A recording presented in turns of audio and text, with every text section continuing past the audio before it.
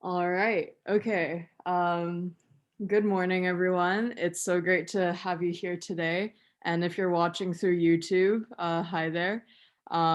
We're so glad that Point Grey was able to host these kinds of events this year, even during the pandemic. And we're hoping that in the coming fall, we have even more events, except they'll be in person. And so this time around, we have our second edition of the virtual UBC panel. And thank you so much for coming in today, guys. We have a really great panel in store for you all. And so what I'm going to do first is have the panelists introduce themselves. So let's go with ALEX LAM. Hi everyone, my name is Alex. I graduated from Point Grey a couple years ago, and right now I'm studying commerce at UBC, doing a dual major in finance and accounting. That's great, thank you. And let's go with Alex Wong. Hi, my name is Alex Wong. I'm a third-year science major at UBC, and I graduated from Point Grey at 2019. All right, and what about Justin? Hi, I'm Justin. Yes, I'm Andrea's brother. And I graduated from Point Grey in 2019. I'm studying business and computer science. I'm in my third year at UBC. All right. And so today our schedule is going to be a few things. So not only is this just a panel for your guys' questions, so we're going to have a Q&A session later on.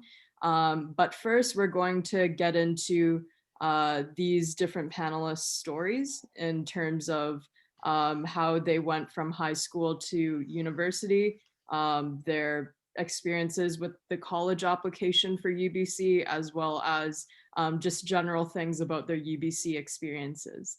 And so first, Sammy, you can change the slide. We're going to go with ALEX LAM. ALEX LAM is going to talk about his different experiences with the Langara transfer program, going from Langara to UBC. And so Alex, you can take it away. Yeah, so for my first year, I attended Langara and ended up transferring into the second year of the BCom program at UBC. So that's mostly what I'm going to be talking about today.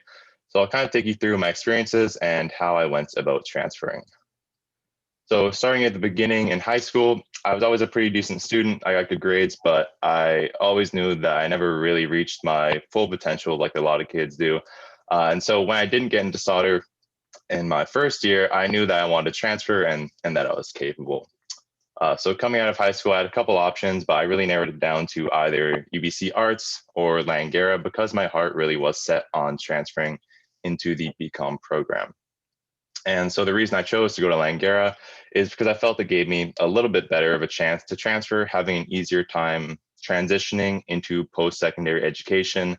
And I'll get into that in a little bit more detail later. So the first thing you kind of need to know is that there is no specialty university transfer program at Langara or really at any college or university. It's completely up to you to do your own research and to find out what you need to do to be eligible to transfer. So this includes which courses are required for your program that you want to get into and the course equivalents at your school. So for example, Math 100 at UBC is not named Math 100 at Langara, it's named like Math 1174 or something.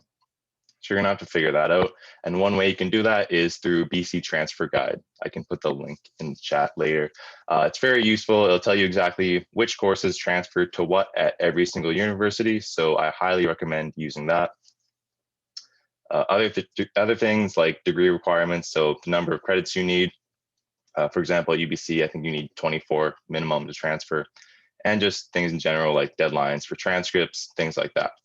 They're not going to hold your hand, so make sure that you are prepared and that you have a plan before you register for courses. So as far as actual classes, there are some notable differences from a school like UBC, and the big one is the class size. So it's much smaller. They can usually range from anywhere around 15 students up to 50 or 60 for the bigger classes, but usually they are somewhere in the middle around 25 or 30. And so this makes it a lot easier to get to know your professors and get feedback from them. And that can be very, very helpful when you're trying to get that high GPA to transfer. So definitely take advantage of that, especially because you're going to need 2 references for your UBC application. And one of them, if not both of them, should be professors. And so as far as transitioning from college to university, the way that I kind of looked at it was 2 smaller, more manageable steps. So high school to college and then college to university. Just looking at like the statistics, you're much more likely to succeed in university if you attend college first. And that's just because college is a little bit more of a friendlier learning environment. And so when you do make that transition into university, it's going to be different, but nowhere near as different as going straight from high school to a 200-person lecture hall like at UBC. For me personally, I transitioned between schools just fine, and I didn't run into any real problems as far as adjusting. And the last thing I kind of wanted to cover was, I know there's a lot of stigma around community college. You know, smart people don't go to college. Maybe your parents won't be happy. It's not as cool as going to a big university. But the truth is, for me, is that I took a slightly different path than most of my friends who went straight into university. But if you compare us all now, our education is really indistinguishable. So don't let those stereotypes scare you away if you do think that it's the right choice for you. So I hope that kind of gave you an idea of what the whole process is like and how I went about it. But I'd love to hear any questions you guys have as well when we get to the Q&A. All right, thank you so much, Alex. Our next panelist is going to be another Alex Wong. And so Alex is going to talk about his sort of networking and all his different activities that he does from UBC. And yeah, we're going to talk about his journey now. So Alex Wong, take it away. Hi, my name is Alex. I'm a 3rd-year biology student at the UBC Science. Honestly, I chose biology as it really did not have any math classes. And I kind of wanted to avoid that since I think it's better to play with your strengths than your weaknesses. And also, but the biology program at UBC is very vast and you can do many different classes. So you can have a wide breadth of skills. So my journey to UBC was definitely more direct from high school. So back in high school, I was doing a lot of different things like on student council, president of World Vision, and also a lot of more extracurricular activities. And then I applied to UBC with early admissions, got in around February and just had my quick way into UBC. But then I noticed when I get to UBC, the school got a lot bigger and the people I met were a lot more different and you meet a lot of different people. And it was definitely hard to get my foot in the door kind of when trying to get into different clubs or even trying to get some extracurricular activities compared to high school. I mean, Point Grey was about 1,000 students, UBC 50,000, right? And everyone wants to get into a position to put something on their resume. So for my first year, I just struggled to get involved in the community. I mean, grades wise, I was doing pretty well in my classes. I found it pretty easy, but then actually, being involved in the UBC community was very difficult. I signed up for many clubs, didn't really get into any of them. I interviewed for like 20 different positions, didn't get any of them. And, honestly, by the spring of my first year, I just gave up and be like, you know what? Maybe UBC clubs aren't for me, and kind of threw it out the door. But then the pandemic happened and classes went online.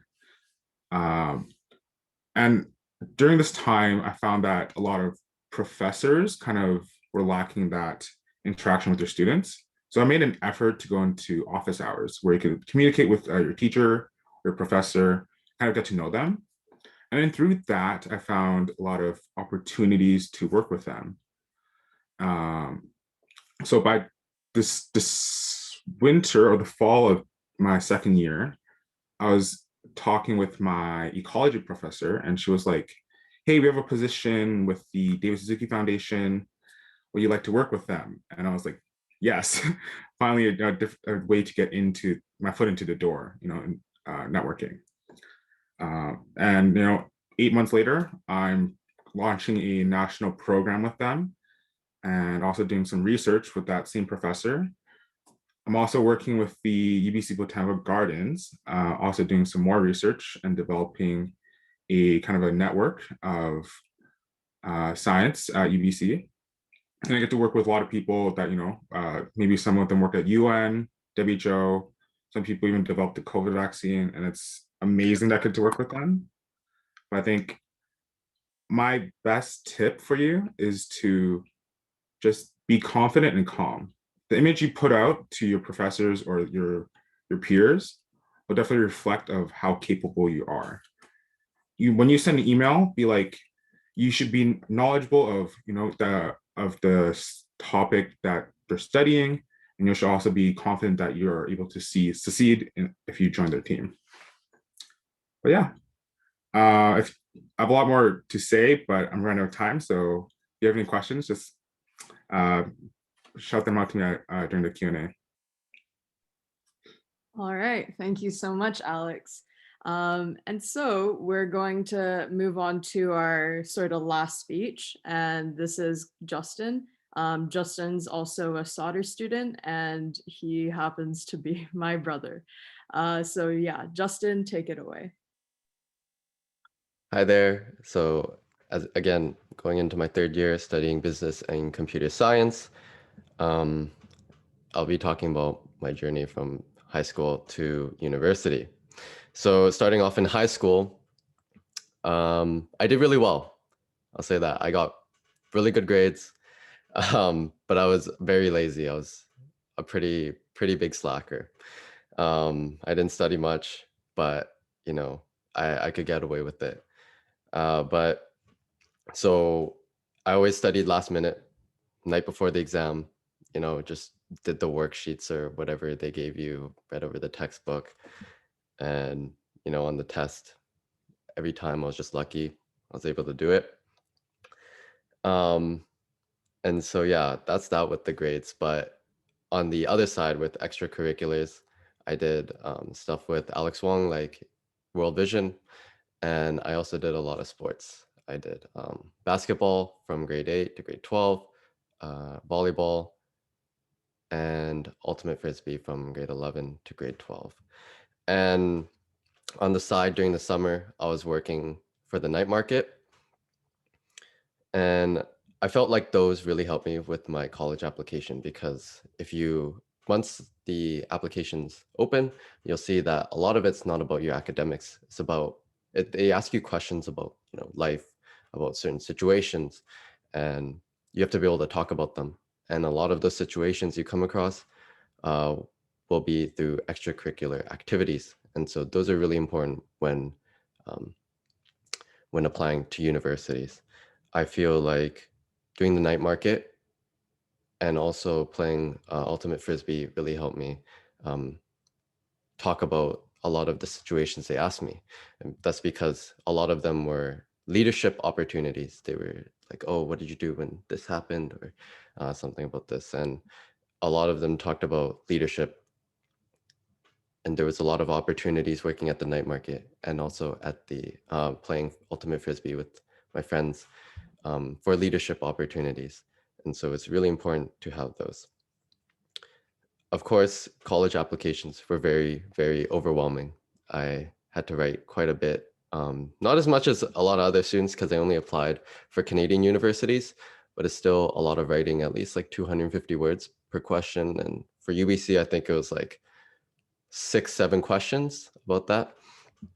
I applied to U of T, to Western. I got into everywhere. I didn't get into Toronto, the program that I wanted to get into, but I got into another one. But I ended up choosing UBC. And so going into UBC, I kind of approached it like high school. I kind of did the bare minimum and I just focused on academics. It was pretty bad. Like all I did was like, okay, my thought process was if I get good grades, then, you know, it's going to be fine. I would just, whatever, I'm going to be doing fine. And throughout my first year, I started to realize that a lot of the people around me are starting to get further and further ahead. I would look on like LinkedIn or on Instagram or on Facebook, and they'd post like, hey, I just got my first internship. And it was like, what? Like, you have your first internship, and some of them were like, you know, big accounting firms. Some of them were big tech firms. Someone got into Facebook, and I was like, that's crazy. One of my friends is working at Tesla right now. And here I am, just worrying about Comm 101 or Math 100, 101. It's like, what am I doing? And I was really confused, like, how do I get there? And I was fortunate enough to have some Point Grey alumni in the same program as me. And so I was able to talk to them. I reached out to them and they told me that I was approaching it wrong. My mindset was wrong. And I had to change it. I had to go out, put myself out there and like grab those opportunities, because it doesn't really matter where you go in university. You're going to have opportunities to meet new people, to talk to people, to find jobs and find just any opportunity to get involved with either the school or with some workplace. And that's ultimately the goal, right? That's ultimately the goal of university, to study, graduate, and get a job. And so, you know what, why not get a head start in university? And I think that's the most important takeaway you can take from my speech or talk. It's in high school, you can just get away with focusing on grades, academics, do the bare minimum, and get good grades, get into a school you want to go to. But once you're there, no one's going to help you. No one's going to tell you, oh, hey, there's this opportunity. There's going to be like posters and announcements about it, but you have to go out and get, like, just put yourself out there. You're going to get rejected a lot. I've applied to quite a few clubs, and I've only gotten into one. I applied to like 20, got into one, right? I got like 5 interview opportunities. I got 15 rejections for interviews. I got rejected from 4 interviews, and I got into one. So don't be afraid of rejection in university. Really put yourself out there. And all you need is that one organization or one person or one group to say, hey, you're worth taking a chance on. And yeah, that's about it. All right. Thank you, Justin. And yeah, so we just want to thank the panelists for their little stories here. And so next up, we're going to have you guys ask us any questions. And so if you do have any questions, please feel free to type them directly into our Zoom chat here. And great. Okay, we have our first question actually. And Sammy, if you can hear me, it would be great if you could go back to the first slide. And so I'm going to be the one directing your guys' questions, and panelists, whenever you feel free, you can take it away. All right, so our first question is, if you have applied to other universities as well, what is the reason why you chose UBC? Yes. Louis, you go first. Okay, I'll speak on that a little bit. Mine wasn't too deep in terms of meaning. A lot of my friends were staying in Vancouver, most of my close friends from high school. And my family was here as well. That's like probably the most important thing at the time. Just like literally everything is here. I like everything here, and there was no reason for me to want to go away in the first place. And I think I wasn't too ready to go away either. I don't think I was like mature enough. Probably am now, but not back then. Yeah. What about you, Alex? Yeah, there's a few reasons. One, the science program at UBC is just outstanding on the West Coast. Two, my family is here. And also three, my mother did a biology program at UBC, so I'm just kind of following her footsteps too and what she did. And now she's a doctor, so hopefully, I don't know, maybe one day we will see. But yeah, how are you, Alex? Yeah, I didn't apply outside of BC. I did get into. I only applied to Langara, UBC, and SFU. Um, I did get into the SFU business program, but I I just kind of wanted to aim higher. UBC's got like a top 2 or 3 business program in the country, so I thought, why not give it a shot and see if I can get in. So that's kind of why I went to Langara and tried to transfer. All right, thank you guys. And so I actually have a question. Wait, I got a question from Jack. He DM me so I can just read it. Okay, sure. For your early admission, around when did you apply and did they look at your grade 11 marks? I'm not sure if you two applied for early, but I know I did. I applied around August, September, and they looked at my grade 10 to 11 marks. It's definitely very important that your marks are pretty high up if you want to get accepted into early. Yeah, I think that's all I'm going to say about that. But yeah, just do your best in your grade 11 year, and hopefully you might get in early. Yeah. Louis, did you apply for early? Yeah, I did apply for early. I think they looked at my grade 11 marks. Yeah, but I honestly, like, when you apply, the biggest thing, especially for you guys now, when you're applying next year, is your extracurriculars. I really emphasize that because now you guys don't have any provincial exams, you don't have any standardized test exams, and how are they going to measure everyone across the board, the same? Because I'm sure you all know some teachers mark easier than others.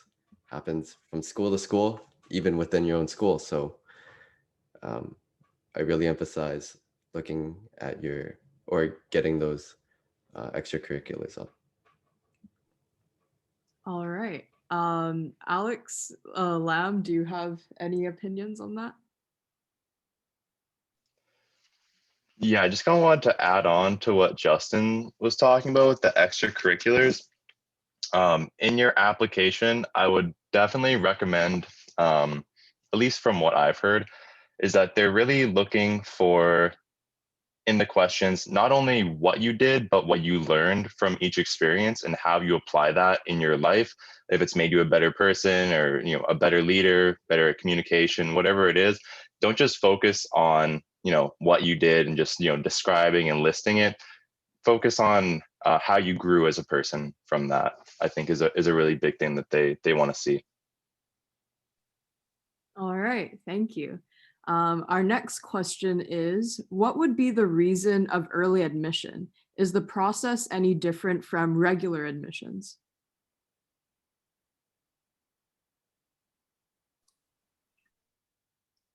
I think I'll speak on that first. Honestly, it was just a way to kind of take a burden off my shoulders quicker because applications can be stressful. So just doing it earlier just kind of gets rid of that.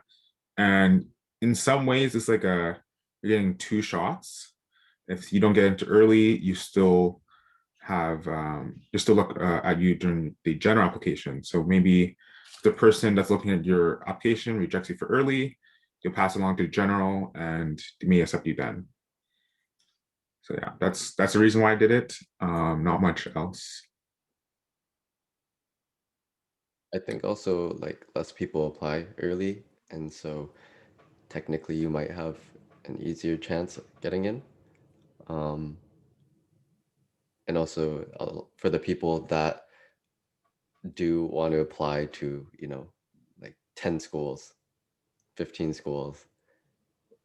Doing early for maybe half of them would probably be a good idea, because you will be doing grade 12, adjusting to grade 12 and applying for university.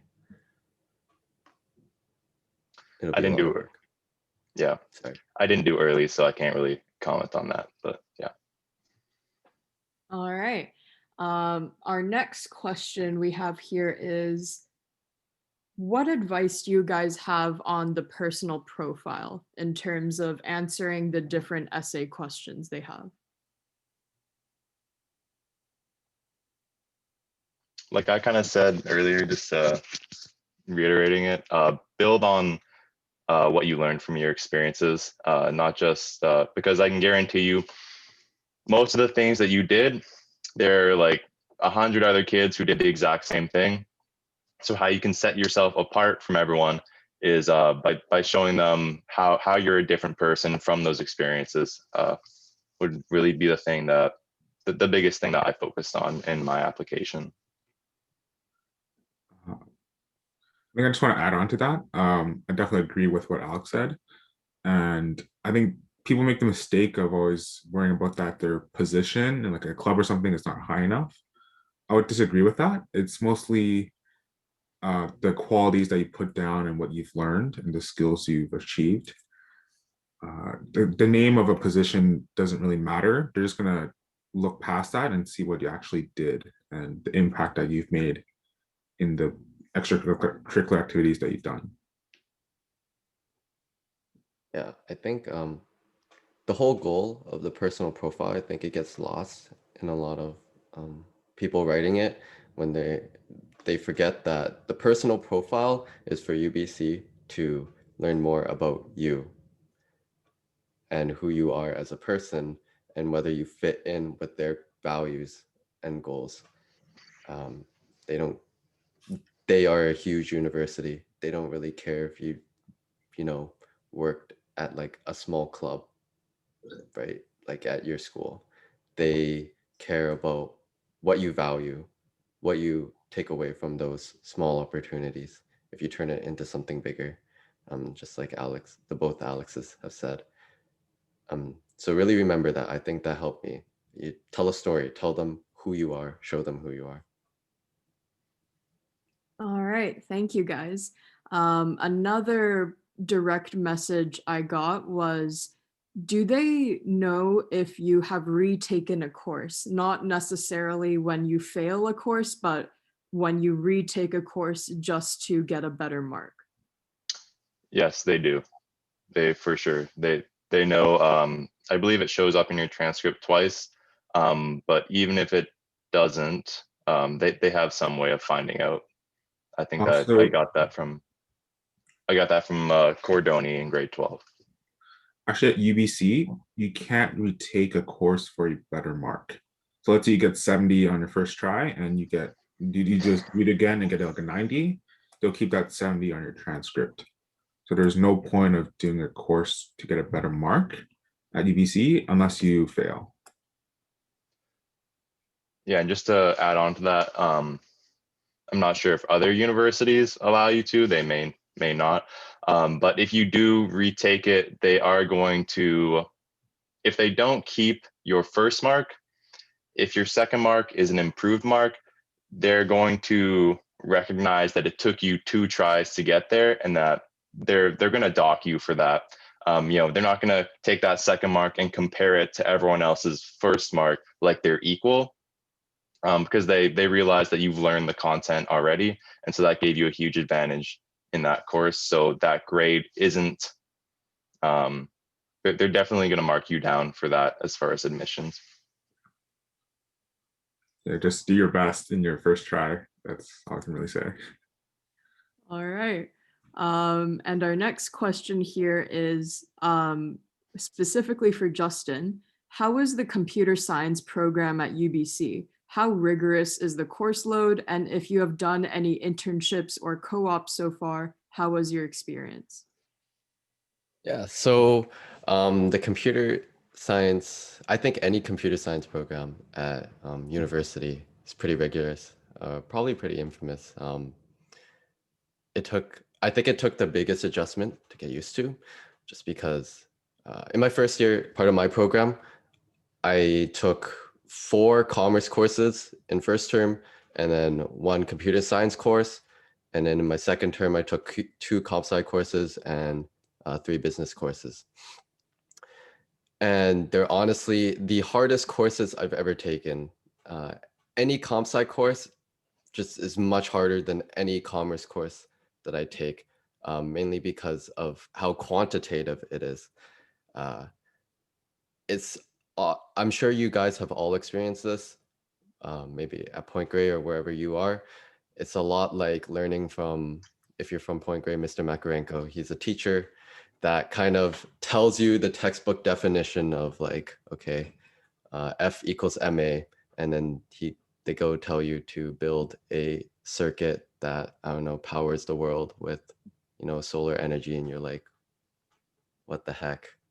I have no idea what I'm doing. A lot of times they'll tell you a concept, a comp sci concept, and then they will tell you to apply it. And you're like, what am I doing? And it's up to you to really figure it out. They teach you how to think, how to use your brain, how to approach problems and then solve them. So they are really rigorous, but you definitely don't need any comp sci experience to go into the comp sci program. It's set up so that it builds the foundations from the bottom up. And even if you do have computer science experience going into it, they're probably gonna tell you to like forget all that because you might have some bad habits or whatever. And they're gonna tell you, you know what, just start over and do it this way. So if you really like computer science, I really suggest going into it, especially at UBC, because it's really good. It's taught me a lot of things. What was the second half of the question? And if you have done any internships or co-ops, how was your experience? Right, so I haven't done any internships or co-ops yet, but I am in the co-op program. I'm going to start applying for internships very soon, around the fall. But I have been able to talk to some people, some alumni and some upper years about applying. And the biggest thing, especially now, like you guys can even start applying for summer internships now, if you really want to. You might think like, hey, I'm just a high school student. I might not be qualified for some of these positions, but really, the UBC co-op people told me, if you have like 20%, 30% of the qualifications that they list out, just apply, just try it. And like I talked about before, you're gonna get rejected a lot. Just apply. Really apply to as many opportunities as you can, because you only need one person or organization to say, hey, we'll take a chance on you.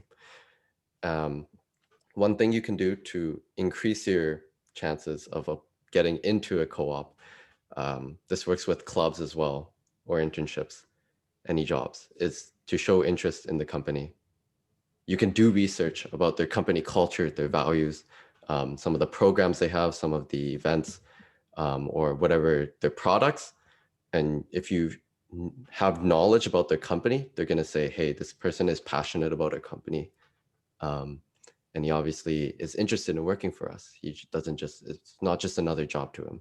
Maybe he'll put more effort and motivation into it.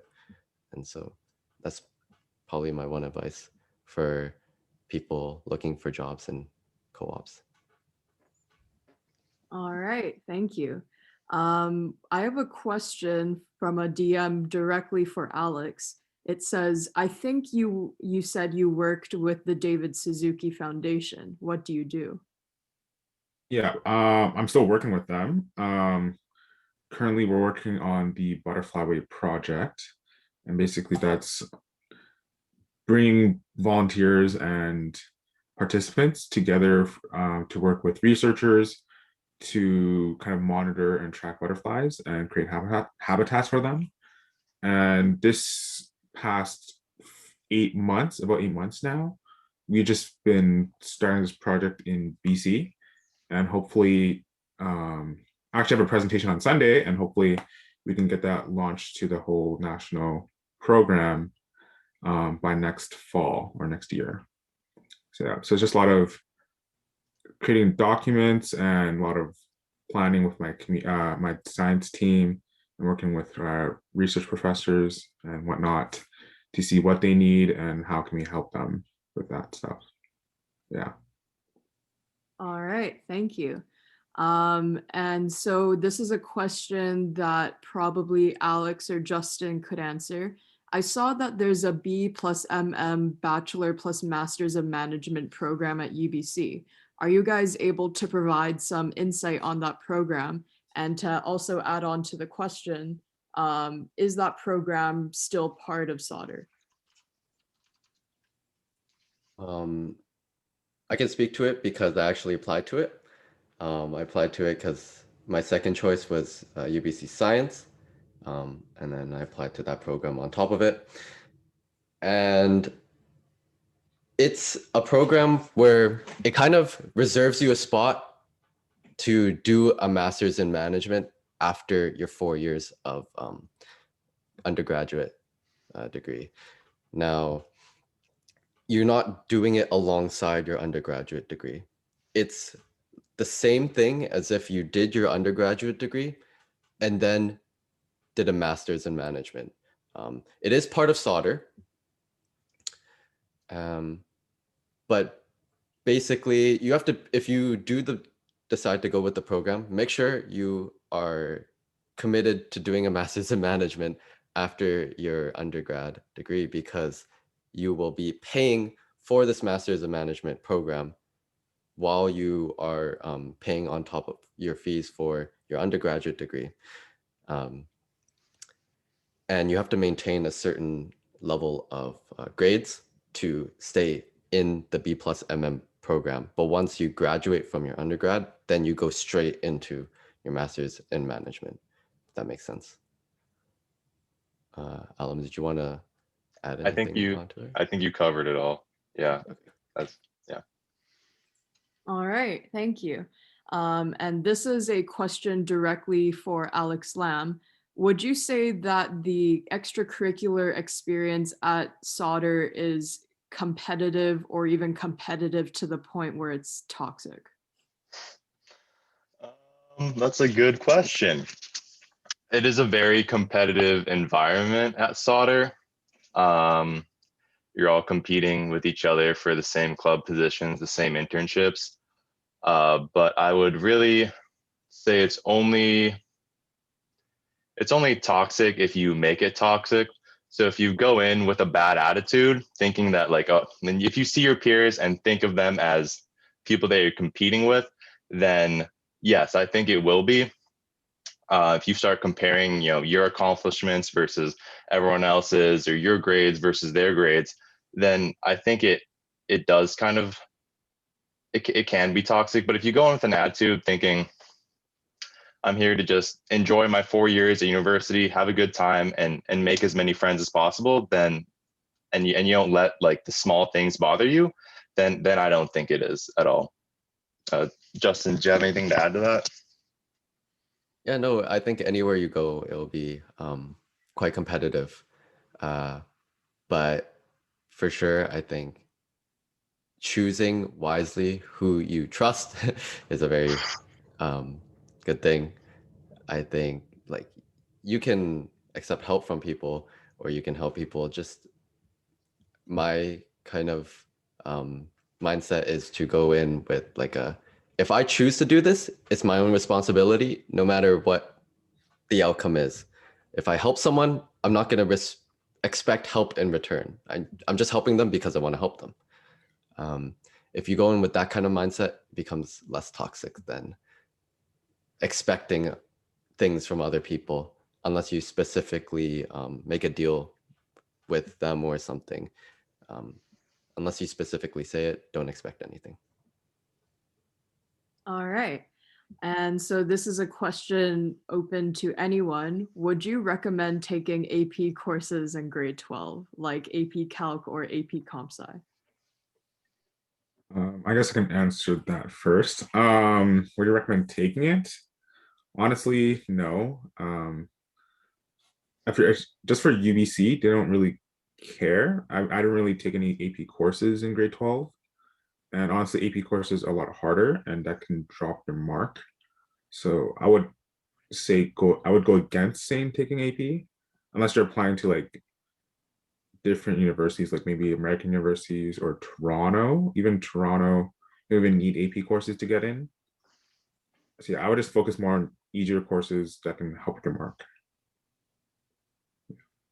Yeah, just to add on for sure of what Alex said, like if you're going to a university that doesn't really know your high school, it's not really local to it, then for sure take AP courses. They're a standardized way of testing.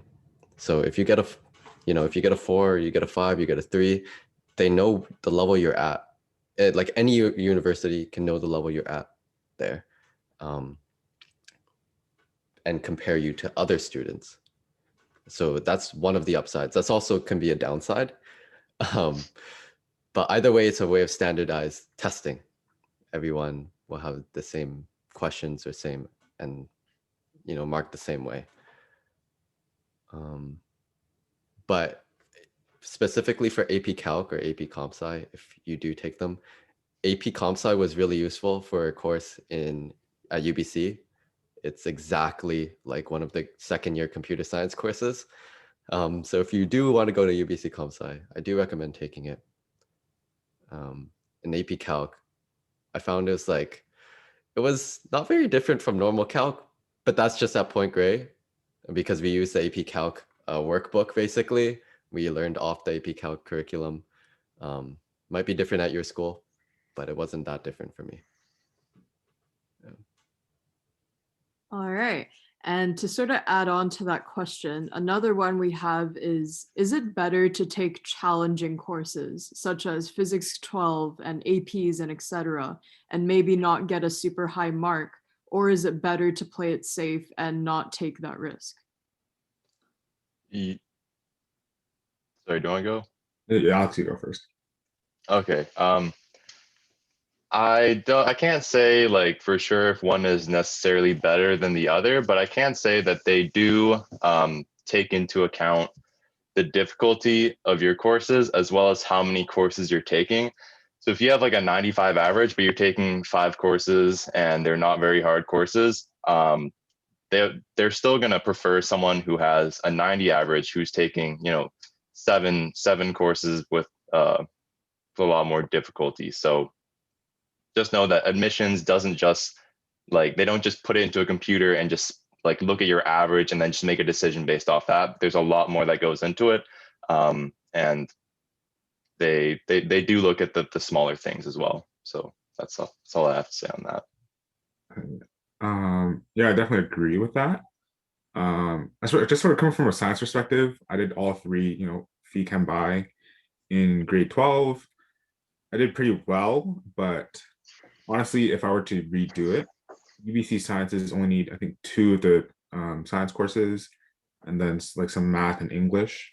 So I would just done 2, do well in those, and then just do some easier courses.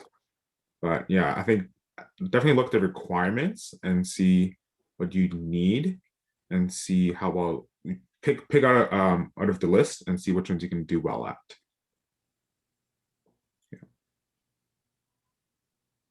Justin, anything to add? Nope. All right. Okay, and so that concludes today's panel. Thank you all so much for coming today. I believe you guys probably have a class right now, some of you. Otherwise, thank you so much, panelists, for coming in today. It was ALEX LAM, Alex Wong, and Justin Lui. And so in the future, we will definitely have more segments and events like this, especially when it comes to in-person events starting next fall. Otherwise, thank you for coming. And this was recorded and will be posted to YouTube. I'd just like to add one thing. Oh, yeah. To all the high school students, please enjoy high school. I know you're gonna be stressed about university applications. Do your best on them, But after they're done, when you're just waiting for your acceptances, just relax. That was one thing I really regretted not doing in high school. I did enjoy it a bit, but not to its fullest. I think you only experience an environment like high school once, and definitely take advantage of it. You're not going to find it in university. Yeah, hard agree, definitely. Yeah. Yeah. If you have any other questions you want to ask me directly, you can just ask Andrea and she can send you my contact. I'm definitely down to answer any questions about sciences or applications. Yeah, thank you guys for having us. It's been a good time, and good luck with your applications next year. Thank you so much, guys. All right, attendees, we'll see you later. Probably get to your classes now. Bye, everyone.